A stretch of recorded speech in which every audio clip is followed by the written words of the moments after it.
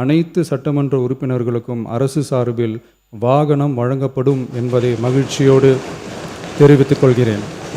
தமிழ்நாட்டுல ஒரு எம்எல்ஏவுக்கு மாசம் எவ்வளவு சம்பளம் தர்றாங்க? அவங்களுக்கு கிடைக்கிற மத்த சலுகைகள் என்னென்னு தெரியுமா? ஒரு எம்எல்ஏவோட அடிப்படை சம்பளம் 30,000 ரூபாய். இதோட போன் செலவுக்கு 7,500, அஞ்சல் படி 2,500, தொகுதிப்படி 25,000, வண்டி பெட்ரோல் மற்றும் பராமரிப்புக்கு 25,000 ரூபாய்னு மொத்தமா மாசம் 1,05,000 ரூபாய் சம்பளமா போகுது. இது போக சட்டமன்ற கூட்டம் நடக்கிற நாட்களுக்கு தனியா தினசரிப்படியும் உண்டு.